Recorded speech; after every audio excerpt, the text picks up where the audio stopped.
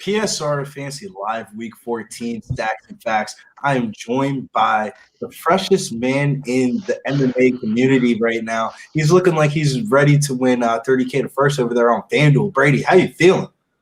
I sure hope I win a lot of money this weekend, but yeah, I'm feeling pretty good. Had a great week last week in NFL. Would have won a ton of money if it wasn't for that bum Brandon Ayuk, but yeah, can't complain. Yeah, man, we're going to be talking about him a little bit later, but let's go over to the top left of California, man. Marilyn Monroe's boyfriend, Sharpie Betts. How are you feeling today? Oh, man, you know how it's going, man. Coming off my best week, thanks to the show. You know, it's got to be because of this show. Coming off a 9-2 week on props. Should have went 11-0 realistically, but, you know, I guess you can't win them all. So let's get to the monies. Yeah, and shouts to Trey Day, man. Shirt just came in right before the stream started. Smoke Podcast. So make sure you check out Trey Day over there, one of the Pub Sports Radio finest. But let's get into the first game of the night here. Las Vegas Raiders, 10.5-point underdogs versus the Kansas City Chiefs, who are going to be 10-point favorites here. Over under here is 47.5. One common theme that I saw in this card, a lot of over unders that are pretty lower than what we're used to. There's only 3 games above 48, and this is one that was right under it. But this is definitely a game that you're looking to stack, though. Brady, who are you looking at here in this game? Yeah, I mean, it's tough because you want to get some of these Chiefs. The only problem is they're so expensive. Mahomes, 8,000, Hill, 8,500, then Travis Kelce, 7,400. And then what you worry about is they've been like so inconsistent all year. So there actually is other plays I do like more. I think it'd be interesting to go to the Chiefs, depending on the ownership. I've not checked yet, but if they are low owned, I will have some tournament lineups with it. But I'm actually more interested, believe it or not, on the Raiders side. So Darren Waller, just as of late, got ruled out, I think like about an hour ago, got ruled out. So that opens up Moreu back up. And last week he busted for sure. He only had 4.4 DraftKings points. They did price him up 1,300, but going against Kansas City here, great matchup. I have no problem going back to Moreu. And then also Hunter Renfro, he's 6,100. The Chiefs defense is not great. He got 10 targets last week, 9 targets a week prior. So I'm looking at Hunter Renfro and Foster Moreu. And then on the Chiefs side, like I said, I mean, they're expensive. Billy, what are you doing with the Chiefs here? Are you going to go back to them? I mean, they've just been so inconsistent at times.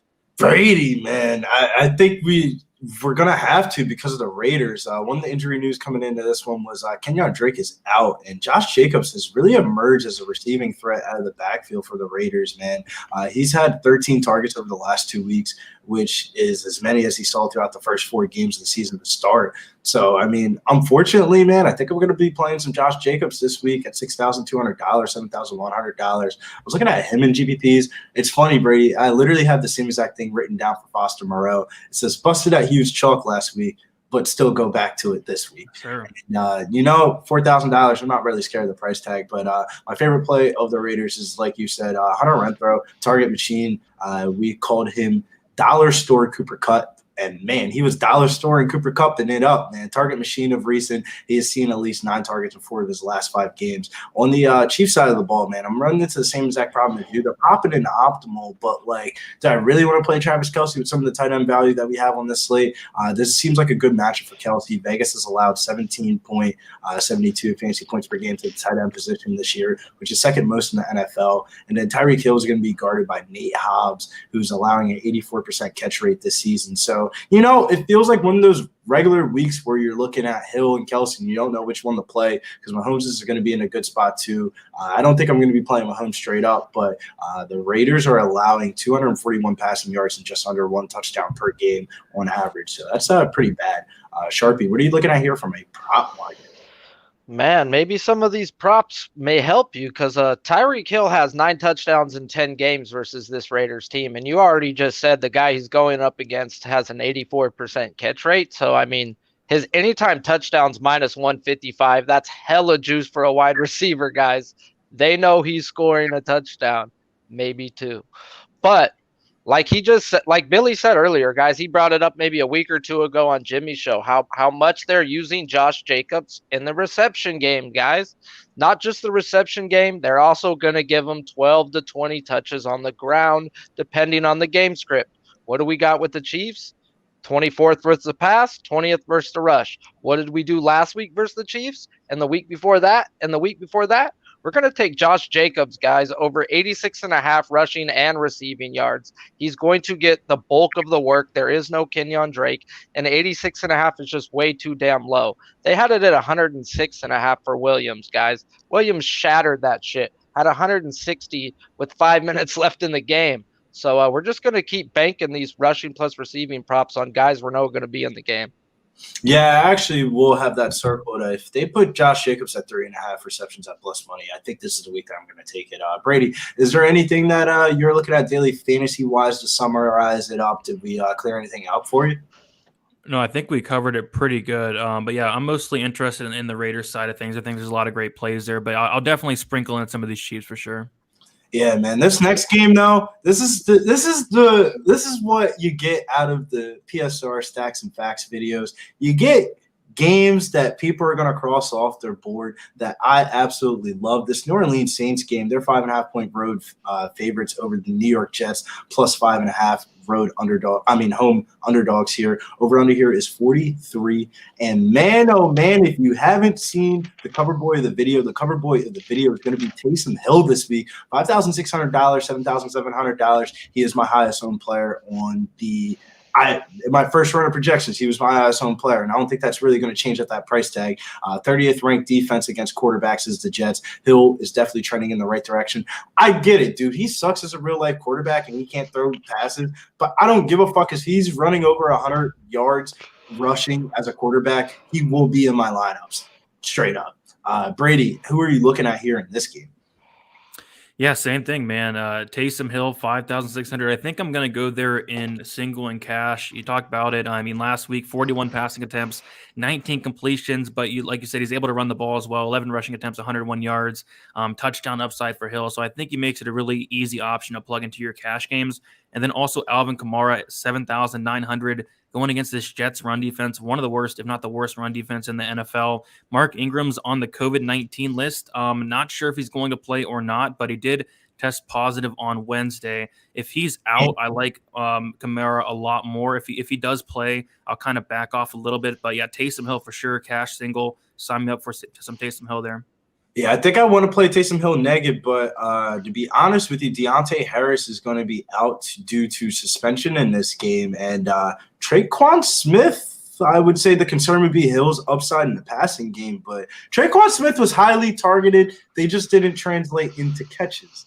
$4,800, $5,600 on the New York Jets side of the ball. Michael Carter is going to be out for this one. And Tevin Coleman's got a case of the dizzies. He ain't going to be playing this week. So you know what the move is, man. Hat goes sideways for this one. Tai Johnson, $4,400, $4,900. Nobody's going to play Tai Johnson, but he led the Jets with 14 touches last week and a loss versus the Eagles-led Gardner Minshew team, if you know what I'm saying.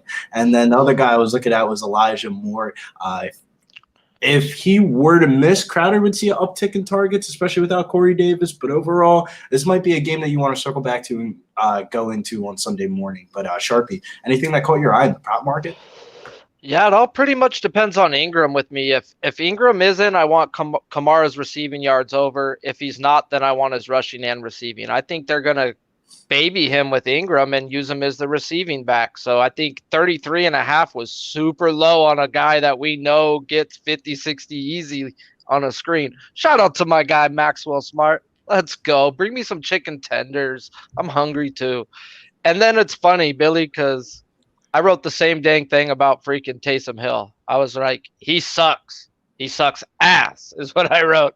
But they have his passing yards at 188.5 yards, guys. And the Jets are 29th versus the rush, 29th versus the pass. And in 5 starts, he's averaging 240 yards a game, guys. That's like, what? Well, like, I know he sucks. It's just a numbers type play, guys. So, I mean, it is what it is. They finally adjusted his rushing yards. It's like 57.5 everywhere. But on Fanduel, they have it at 50.5. That's a 7-yard difference, guys. You don't see that often. So take advantage of it if you like it.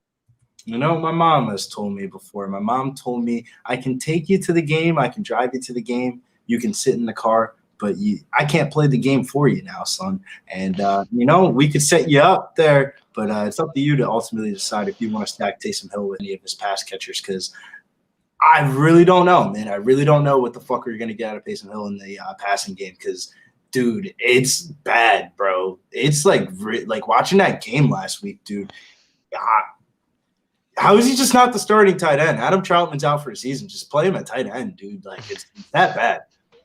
Like, I don't know what else to say. But next game here is going to be Jacksonville Jaguars, 8.5-point underdogs versus the Tennessee Titans. The Tennessee Titans are going to get back Julio Jones this week, $5,400, $6,500. If he is slated to be back and ready to go, he will probably come off the IR late Saturday night. You know, the Shefty bombs. But in reality, he's off the IR, and he practiced today. So that won't be official until Saturday night. But if Julio is active and ready to go out there, I might be looking at Julio Jones in the prop market. But Brady, is there anything that caught your eye in this game, or is this a cross-off for you? Yeah, this game's so ugly, but yeah, you bring up a good point. Julio Jones, still no A.J. Brown, so who are they going to pass the ball to? I mean, it's going to be him. So 5,400, Julio Jones, that seems really, really cheap there. I mean, earlier in the year, Julio Jones was 6,800 in week 1. So yeah, 5,400, no A.J. Brown.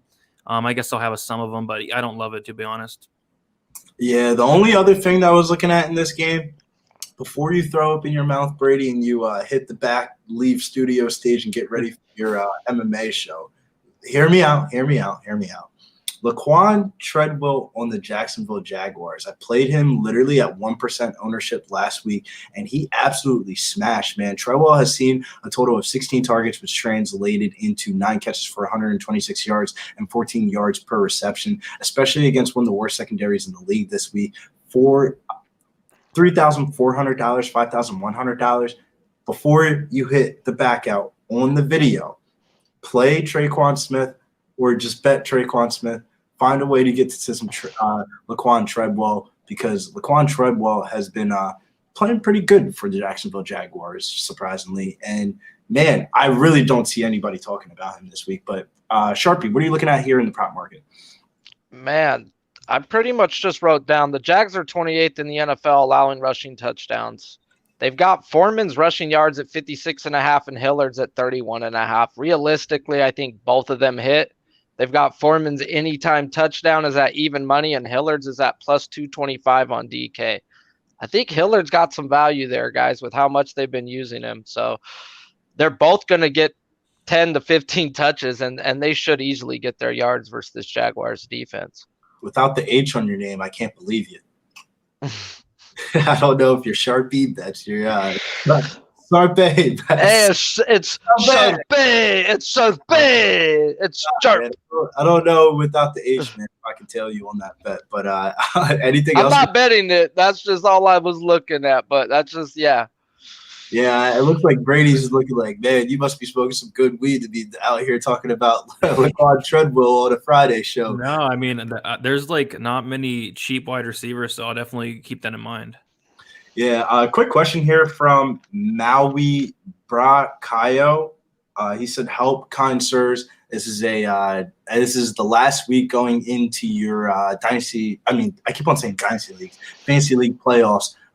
If you're playing in seasonal leagues, you should tell your fantasy owner to switch it to a dynasty league. But Jamar Jefferson, Tai Johnson, Deontay Foreman, I would say Tai Johnson, PPR.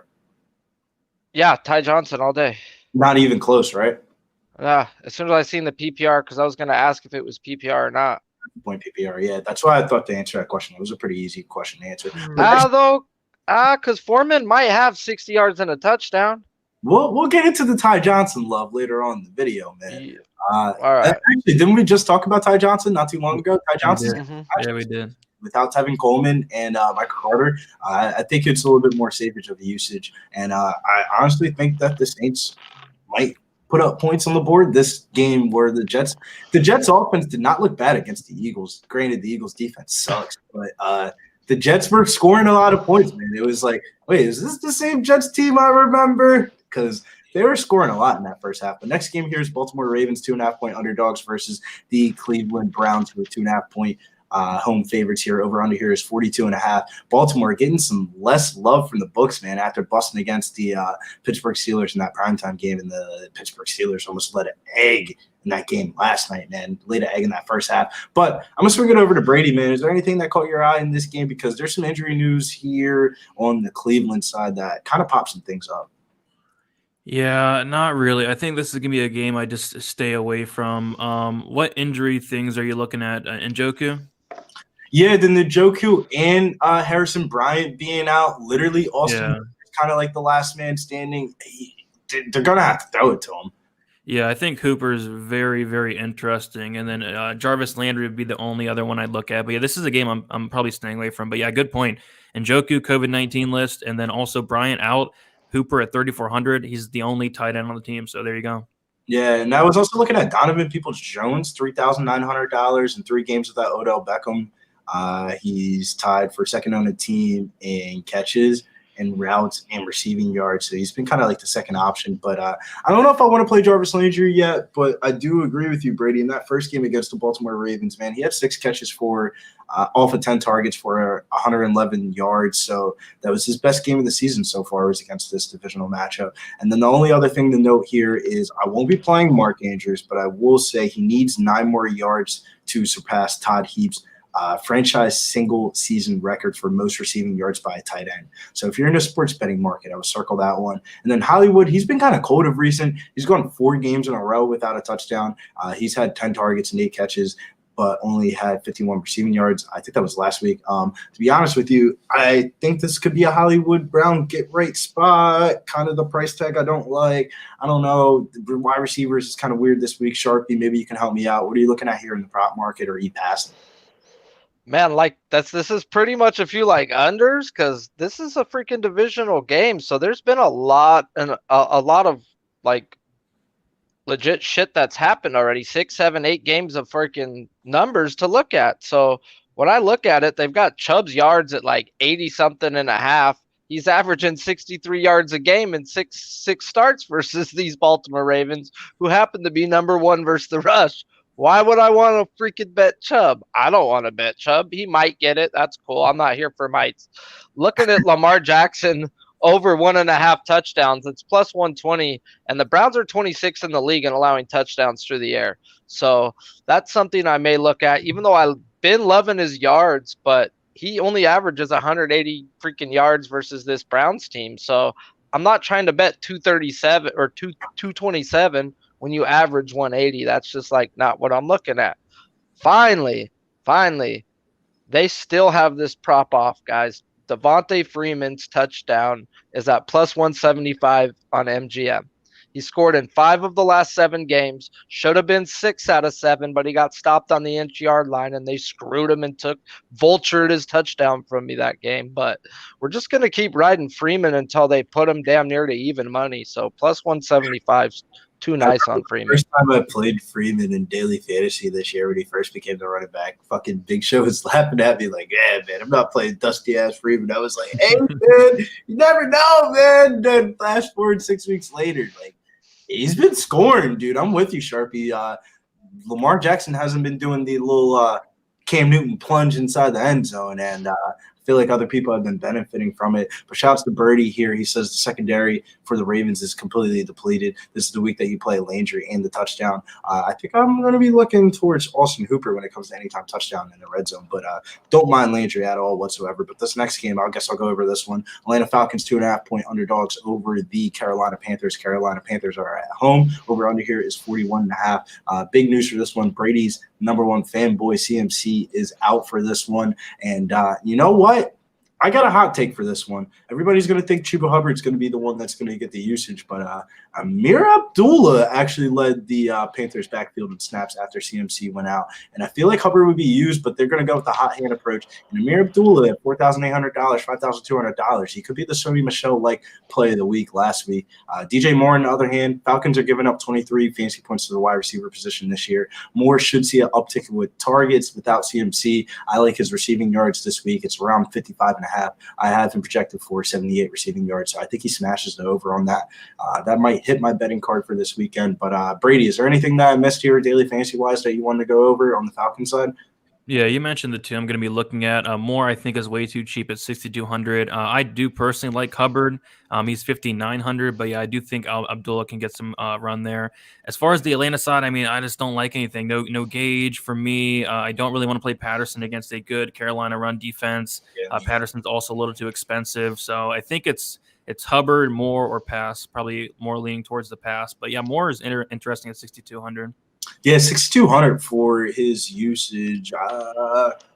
It's like I don't like Cam Newton, but I like the Falcons as a matchup. But RP prop market, what are you looking at here? Man, Billy, get out my head, bro. Jeez. DJ Moore, over 55.5 receiving yards. Duh. Pretty much you said everything except for this. Here we go, guys.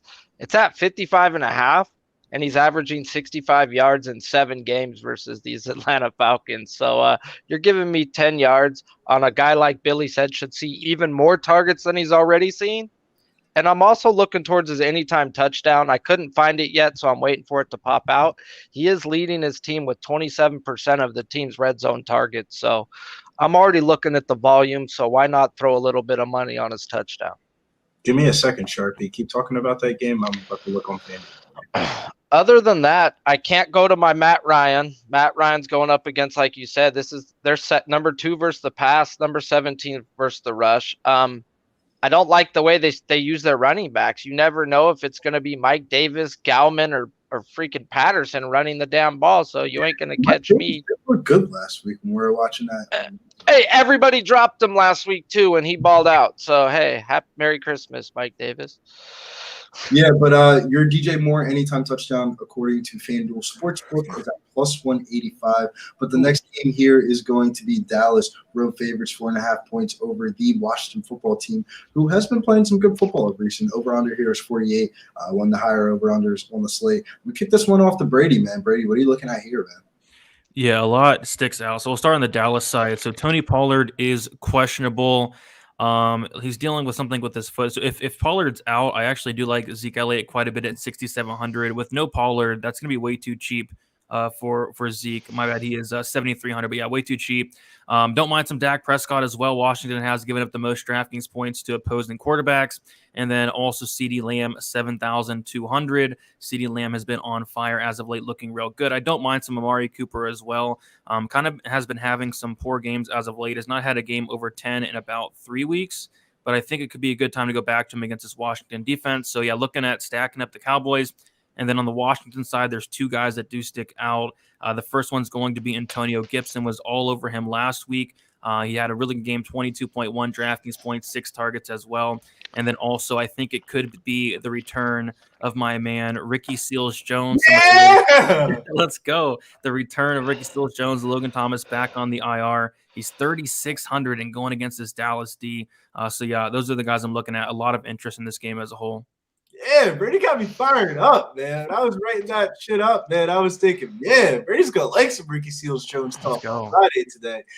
Yeah, I'm right there with you, man, on the Cowboys side. People don't understand, man. Me, Brady, and Sharpie, we do not plan on being on the same players prior to the show. The stuff that we talk about before the show has nothing to do with anything football related. So when we're on the show and we're on the same players, that shows that the stats are looking in the right direction. CeeDee Lamb, 31.7% target share last week, translated for 7 catches off of 13 targets for 89 yards and 33 rushing yards. Like you said, without Tony Pollard being in there, they actually might use CeeDee in as the running back a little bit more, give him maybe a couple of those Pollard packages. Ezekiel Elliott, on the other hand, I definitely do feel you. I feel like my brain wants to play Ezekiel Elliott with Tony Pollard being hurt, but Ezekiel Elliott's just as hurt too. His knee's a little bit banged up. I noticed that on Thanksgiving Day, and it hasn't really been back since. Amari Cooper, he gets a great matchup. The Washington football team has allowed the 4th most fantasy points to the wide receiver position this year. Dalton Schultz, I think if you don't want to play Ricky Seals-Jones, I like Dalton Schultz, but Ricky Seals-Jones is the man here, man. 3 games without Thomas this year. He's got 6+ targets in all 3 games, catching at least 4 patches in each of those. Antonio Gibson, he's been kind of the bell cow back. I would like him a little bit more if McKissick were to be out. We don't know that yet. And then Terry McLaurin, I'm going to actually play some Scary Terry this week. The Cowboys have the 6th most receiving yards and the 3rd highest yards per reception this season. So I like me some Scary Terry here. Sharpie, anything you like here in the pop market? Because I think this is the game of the week. Man, this is everything like you guys said. I haven't put no money on McLaurin yet, but he is coming off his worst game of the year, and he shows usually he bounces back. And especially with no Logan Thomas, I expect him to get a crazy amount of work. And his yards is only at 62.5 at -111 on MGM. The best play I see on the board, which I don't get it, guys, it's Dak over 2.5 touchdowns. It's plus 180 on Caesars. He's going up against the 31st in the NFL team, allowing 2.2 touchdowns a game through the air. And he's got all of his wide receivers, like versus a team who's pretty stout versus the rush, and Zeke is a little banged up. This is a day for Dak to blow up and shine. McCarthy is 0-2 versus these Washington Redskins as a Cowboys head coach, and he pretty much guaranteed a win this week in the locker room. So guess what? His team's going to show up and win for him, and they're gonna blow these Redskins out, man. Yeah, I'm kind of with you, Sharpie. I was looking at Dak Prescott's passing yards from a betting perspective, but that's something I'll probably look into later on in the week because whenever you see the number that opens, that shit's never there by the time that you look at that again. But next game, though, is going to be Seattle, 8.5-point favorites over the Houston Texans.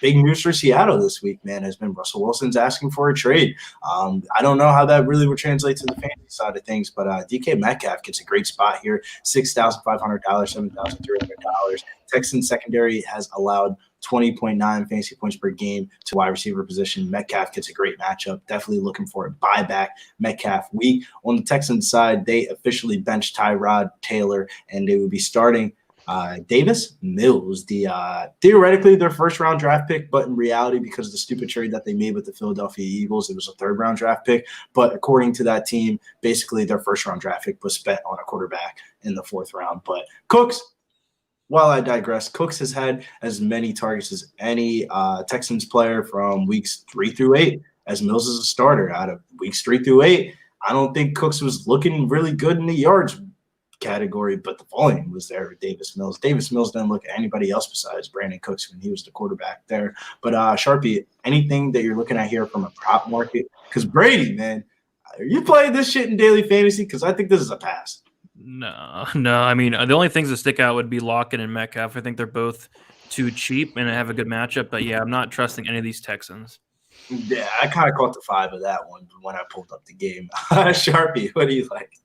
I have a big old blunt rolled up right about here, but other than the Houston being the 32nd versus the rush, 144 yards a game, guys. So it's pick your poison. From what I was reading is there's going to be no Adrian Peterson. He'll be on the practice squad with Collins being back in.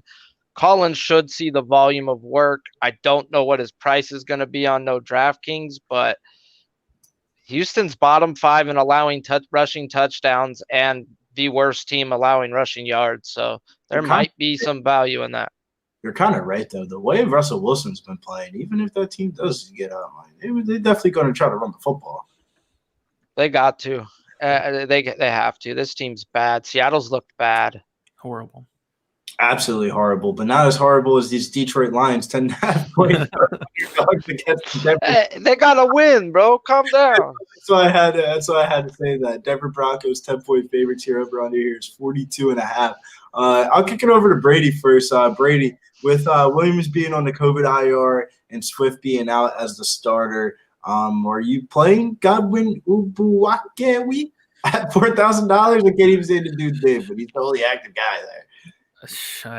Maybe a little bit of. I mean, I just don't really trust them, to be honest. I am pissed off at the Lions, though. I had a $100 parlay to win over 1,000 8-legger, and I had the Minnesota Vikings to win outright, and they lost like the last play of the game. So blew $1,000 there. Well, blew 100, but would have had 1,000. So I'm kind of pissed off about that. But yeah, I mean, Godwin Ugunbeke, right? Yeah, my man Brady got the Christmas gifts link sent to him in the text messages. He said, we got to put together this parlay. I was so close. But yeah, I guess I'll play a little bit of Godwin. I mean, not the best matchup in the world, and you can't really trust him. But yeah, I don't like a lot in this game at all. Man, I don't know what weed I've been smoking, but we smoking up the right tree, man, because I played 2 people last week, literally at the last 30 minutes when I got off of Jimmy's show and I switched these 2 players in. And the second one was Josh Reynolds, man. The floor for any Lions wide receiver is low, but the chemistry with Jared Goff has definitely gone unnoticed, man. He's been smashing ever since he signed on Thanksgiving Day, and he's been continuing doing his thing, man. $4,100, $5,300, more of a big play guy. But the other guy that I was looking at was Amon-Ra St. Brown. He finally came along and had his breakout game last week, 10 catches off of 12 targets for 86 yards and a touchdown. I don't know if that was the beneficiary of the Lions offense not looking absolutely dreadful, or the Lions offense kind of getting it together because they don't have a run game right now, so they have to run through the air, as I like to call it, and use all their receivers in many different ways. And then on the Denver Broncos side, I think the big one here is going to be Melvin Gordon. I don't know if Melvin Gordon is going to play or not, but I don't give two shits less. The Lions are giving up 21.8 fantasy points per game to the running back position, and with Melvin Gordon being a free agent in the next couple of weeks, Javonte Williams is going to be used regardless if he's in the game or not. I don't care. I will be playing Javonte Williams. Sharpie, what are you liking here in the prop market? Man, I would be afraid to play Javonte Williams with Gordon in the game. They show they're going to split the damn carries damn near evenly. We're weak. Hey, and then Gordon's gonna leech all the touchdowns. Because even last week, what I noticed watching that game, Williams struggles running between the tackles for that 1 yard. When they need 1 yard, he can't get that 1 yard, dude. What? I think that's more of a product of his age. He's still got that Popeye's body. It's all. I'm just saying, as of right now. So if I'm seeing that, I think they see that. So what I do know about this game is Denver Broncos running backs have scored now six out of the last 7 games. They look to pound the ball in the red zone. So if Melvin Gordon's in, I'm going to look towards his anytime touchdown prop. Other than that, this is a clear-cut backwoods. Backwood it up here, and man, talk about backwoods. I want to backwood the fuck out of this New York Giants team. This team shouldn't even be in an organization anymore. 9.5 point underdogs versus the Los Angeles Chargers, who are going to be absolutely depleted for this game. They actually got Mike Williams off the COVID IR, so Mike Williams is going to be playing this week. The Giants secondary has struggled this season, allowing 150 yards and a touchdown per game to the wide receiver position. So Mike Williams love, but Brady, is there anybody that you really like on the Chargers side besides the obvious Mike Williams? Yeah, Mike Williams for sure. Keenan Allen, have you heard anything if he's going to play or not? I don't think he's going to play because him and Mike Williams both, because they're in the wide receiver room together, they both got contract tracing. Keenan is out. Williams tested negative, so he's playing Sunday. Yeah, so that makes Williams a great play then. And then also Justin Herbert. If it's not Taysom Hill at my cash quarterback, it's going to be this guy. Like, I think this guy's like so underrated, unappreciated, averaging 25.3 DraftKings points per week. Like, he's just so consistent that it's crazy. So I think like for cash, he's somebody else I'm looking at. And then Austin Eckler could be interesting, 8,300. He is questionable, but looks like he is good to go. I think he has a great matchup against this Giants team. But yeah, Mike Williams especially, 6K. If Keenan Allen is indeed out, he's probably one of the better wide receiver plays on the slate at that price. Yeah, also, even if shit doesn't break out the way that we think it's going to, I have this guy in my player pool regardless, Jalen Guyton. I was about to tell y'all, Guyton. That's who you guys need for that cheap wide receiver. I actually got him, Sharpie, on one of my dynasty teams, and I got him out of the dynasty draft this year. So the dynasty draft is 4 rounds, and I saw that they drafted him and the tight end in the 2nd round. And Guyton's actually been balling, man. I think he's going to emerge as another passing threat in this offense, and I think this is the week that he's going to break out. Eckler, like you said, great spot. Giants defense giving up 20.4 fantasy points per game to the running back position, which is the 6th highest total in the league. And then I'm not playing any fucking Giants, and I don't like Jared Cook, so I'm not going to go there. Sharpie, what are you looking at here from the prop market? Yeah, pretty much. I didn't really want to look at any Chargers props because of no Keenan Allen, man. I don't know how Herbert's going to be without his blanket. That guy is the guy he looks at on 3rd down, the guy he looks at when he needs to just let the ball go. He always looks at Keenan Allen, so that worries me a little bit. What I do know is the Chargers are susceptible to the underneath routes, guys, and that's Darius Slayton on the Giants. And he led his team in targets last week with that bum-ass Glennon. He had 7 targets. Granted, he only caught 2. Glennon's in concussion protocol, by the way. Oh, well then who the hell's going to play quarterback for these guys this week? That's why when I was saying you guys were like, oh, man, Bill's being a little bit harsh on the Giants. But I really don't know who their quarterback is going to be. Jake Fromm, right? Good old Georgia, the Georgia kid. Jake Fromm from National Championship. Jake Fromm when he was a freshman. Yeah, Jake Fromm. Sense. The kid who got shipped to Buffalo and everyone forgot about. But screw it. I don't want nothing to do with this game then. I don't know who's their quarterback. And if Glennon wasn't, though, I'd be looking at Slayton. His yards are going to be super low, and the Chargers allow everything underneath, nothing over the top. Looks like Glennon cleared concussion protocol. He's going to play. Oh, he cleared that. Glennon's in. I've never been excited for Mike Glennon, but we might have to. Hey, and if somehow Saquon is rolled out or something, like, because I know is he playing? Yeah. Because they ate up 9 targets, the 2 running backs last week from Glennon. And it was like all the targets went to Slayton and to the running back. So those two. Sharpie, if they put it at 4.5 at plus money. I think Slayton's going to be at like 1.5, bro, because he only had 2 catches. He's Barkley's receptions. Oh, Barkley, he should be at like 3.5. You think we get 3.5 at plus money or even odds? Maybe like 120, 130, I would guess is 3.5. Because after last night, man, I'm not as scared as running backs coming off an injury or something. Because that was supposed to be a Mr. Injured guy came out here 155 yards on a touchdown and crushed everybody's daily fantasy dreams last night. Hey, Trey hits me up and goes, "So we playing Cook?" And I says, "Bro, we can't play a guy coming off an injury. We're just gonna kick back and watch him have the best game of his life." And literally the fucking shit happened. Nah, I had Tyler Conklin, so I was screaming at the television when Friday Move caught that touchdown. I was pissed, man. I was pissed. Oh, yeah. Okay, it's over with. Next game though, because we only got like 15 more minutes left. San Francisco 49ers 1.5 point road favorites over the Cincinnati Bengals. Over under here is 48.5. This is a really high over under considering the ones that we talked about earlier on the slate. Where I feel like these afternoon games are really where the stacks are going to come from. But as I digress a little bit, out for this game is going to be Deebo Samuel. I'll kick it over to Brady first. What are you looking at here from a daily fantasy perspective? Because this one kind of threw me off. I knew what I kind of want to do on the 49ers side, but the Bengals side, last week I was over here talking about Juwan Jennings and shit coming out of the slot for the 49ers. He ain't do shit. I probably won't be playing him this week. Yeah, so I put up 181 points in my main lineup last week, and Brandon Ayuk caused me some big winnings there. But if Deebo Samuel is out, I'm going to go right back to him. He had 6 targets, 3 receptions last week. It was the the George Kittle show last week. George Kittle went off 12 targets, 9 receptions, 42.6 DraftKings points. I wish he would have shared a little bit with Ayuk, but yeah, going right back to Ayuk, he's 5,800.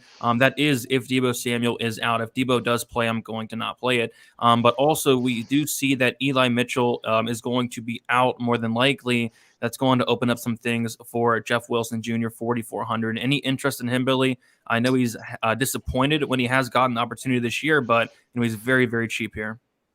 I'm off of Jeff Wilson just off the aspect of Shanahan never really plays one running back. The only one running back I feel like he's really gravitated towards in this time period has been Eli Mitchell, man. Eli Mitchell has had 280 yards and 2 touchdowns over his last 3 games, and the 49ers only pass on 51% of their plays. So I get the running back love, but I think Hasty might be using the passing game if there was no Eli Mitchell. And then at that point, it might just muddy up the whole entire situation where you're only going to want Kittle or Ayuk.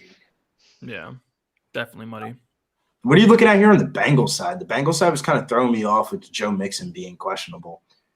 I like T. Higgins every single week. The only problem is I liked him when he was 5,400, 5,300, 5,200, but now he's 6,400 coming off of back-to-back big games. I feel like he's going to gain some ownership, so I feel like it's a good time to probably get off of him here. As far as Mixon, there's other running backs I do like more. So, yeah, nothing on the Bengals, really. Yeah, I was actually kind of looking at the Chase thing too, Chase versus Higgins, because we've been kind of on the Higgins side of things, even though we're a Chase podcast over here. But, Chase and Higgins have been kind of the same like literally identical in like stats. If you like had player A, player B, you wouldn't be able to tell the difference type of thing. But this might be a chase week. The 49ers are allowing 18.7 FanDuel points per game to the quarterbacks this season, which is 12th worst in the league. So it might be a Burrow week. He's been kind of off these last couple of weeks. Sharpie, maybe you can help us out here. Yeah, it's kind of weird. Me and Brady are a little off on this one, but his is DraftKings and mine is bet purposes. Because mine says Debo's questionable. Is he out? I think he's questionable. You have him out? Maybe I fact check that. Ask me about UFC Saturday. I'll know. Okay, because right now I looked like an hour before the show and it said questionable. He was at practice. So that to me tells me if he plays, I do want Brandon Ayuk's pass yards over. He's left alone when Debo's there. They're more worried about Debo when Debo's in that game, guys. So I would look at Debo's anytime touchdown, how much, especially if Mitchell's not there. Holy cow. But if you go back through the last 4 games with Debo being used as a running back, that's where Ayuk has been eating, is when he's there in the game. So I'm looking at Debo to be in the game to play Ayuk's over. Yeah, no, I'm definitely gonna have that game circle to go back to on Sunday. But in reality, this is kind of like the last game of the slate, but not really second to last game of the slate here. Buffalo Bills 3.5-point road favorites over the Tampa Bay Buccaneers. Feels like a long video because there's a lot of shit to go over on this slate. Over under here is 53.5. Overall here, what are you guys looking at here? For me, I flipped over a new leaf. I'm adding Leonard Fournette inside my fucking Brady stacks. I'm tired of me playing Brady to 2 pass catchers and Leonard Fournette. If you would have told me Leonard Fournette by week 14 would lead the league in running back receptions, I'd tell you you got to go. You're getting kicked out of Discord. But, hey, we're in week 14 right now, and he leads the league with running back receptions. So, Brady, the Leonard Fournette stocks, we go. Brady here. Man, talk about an entendre of words. Brady, were you looking at Brady? Yeah, kind of. I'm with you, though. I like Fournette quite a bit. 7,400. You mentioned he's going to get catches. He had, 8 targets last week, 8 targets the last 2 weeks. He's 7,400. He is getting up there in price, but I think he's in a solid spot here. Rob Gronkowski is a guy that I've been going through the last several weeks. He's been, every single game he's played this year, he's looked phenomenal, but he is getting up to a price point where at $6K, I'd rather just pay up an extra couple hundred more and get Kittle. So, yeah, I mean, for me, it's probably going to be Fournette. Maybe some Godwin. Godwin 7,100. Godwin's been looking phenomenal. So Godwin and Fournette on the Bucks, and on the Bills side, I don't mind some Josh Allen stacks, Josh Allen Diggs, Josh Allen Beasley, guys like that. But yeah, I think Fournette's probably my favorite piece in this game. Yeah, Leonard Fournette would probably be my favorite piece in this game. Overall, I'm kind of off the Gronk thing. Last week was kind of an anomaly. Shouts to the young people out there in the world. If you were on TikTok and you scrolled through TikTok on Saturday, Gronk literally grabbed the mic, bro, and said, like, I'm scoring a bunch of touchdowns for this organization that he's doing. He had to have a touchdown. For every touchdown that he scored, the organization got a certain amount of money towards their donation. So that's why he was targeted so much in the red zone last week. We're all over that, but I think he gets a bad matchup this week against the Bills. And I think this is a Cole Beasley game, man. I know Gabriel Davis was kind of used a little bit of recent, but $5,000, $5,900. The way to beat the Buccaneers is really over the middle of the field with short intermediate routes, and that is literally the definition of Cole Beasley. But Sharpie, what are you looking at here in a prop market? Because I'm looking at Cole Beasley's over 4.5 receptions. I will got that right there written down. That's one of them, and that's funny because we're getting that 4.5 at -115 because of how crappy he did last week. But that it's all matchup too, though. Like, did you not see the weather in that game? So it's definitely Josh Allen's rush yards over 33.5, guys, at -114 Fanduel. We're gonna keep cashing that shit because he just keeps putting money in our wallet. For some reason, they don't want to adjust his yards, and if it's within a 2-score game, he's going to cash that shit 80% of the time. And especially when he's gone up against top 5 rush defenses, he's hit it every time. And we've got the Tampa Bay defense, who's the #1 rush defense in the league. We know the Bills can't run the damn ball. Josh Allen can run the ball. So we're going to keep playing Allen's rush yards in games where we can.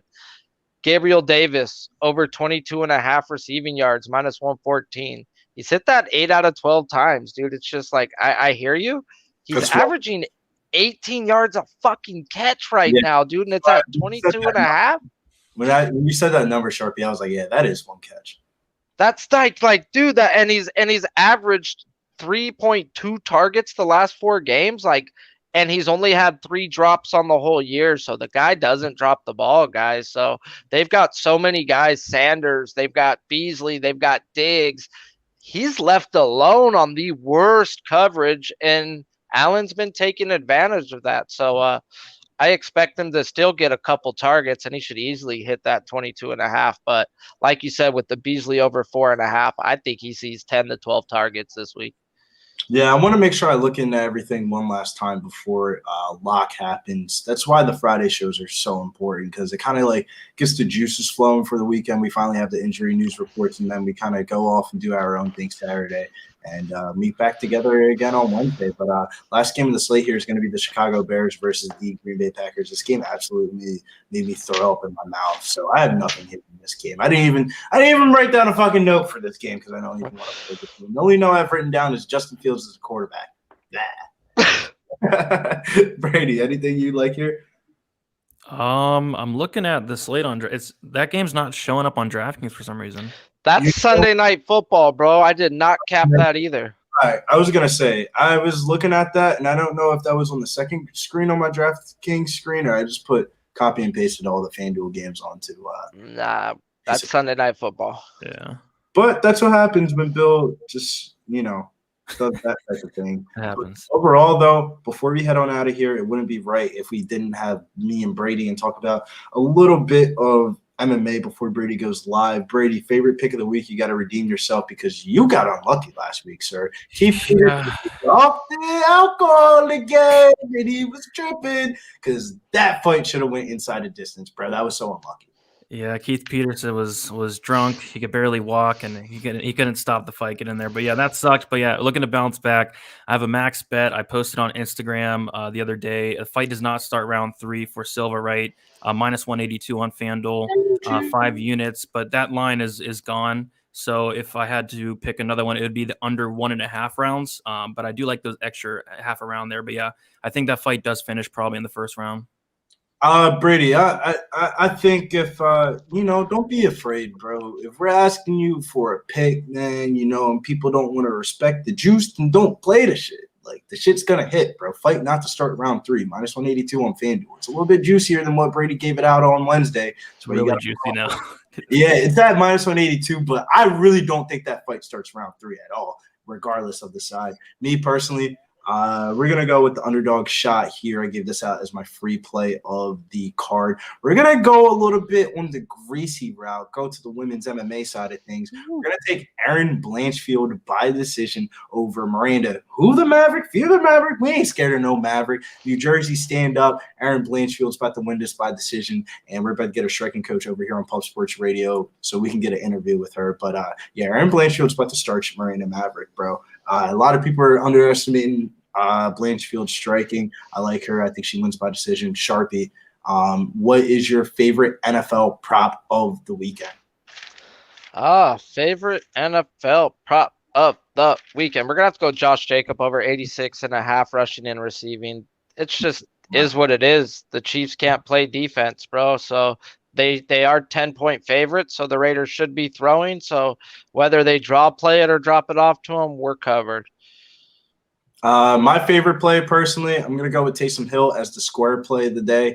But you might have to send Bill some Cash App money play of the day is going to be Laquan Treadwell of the Jacksonville Jaguars after he catches a touchdown this week against the Titans. Brady, favorite play? You can go square, you can go double, you can go single. I'll go probably square. Mike Williams, 6,000. I think without Keenan Allen, I think he's going to be probably one of the easiest plays on the slate for me. So Mike Williams. Nah, you're definitely right with the Mike Williams call. Yeah, that's really everything here in the video, man. Is there anything you guys want to go over? Brady, where can they find you at? I know you got a lot of stuff going on, UFC 269. Shit's getting popping out here. Me personally, you can find me over on Twitter at Getting Bills, going live on Instagram at 8:00 p.m. on the gram. if you want some money for your fam, you gotta follow me over on the gram. Hey, there you go.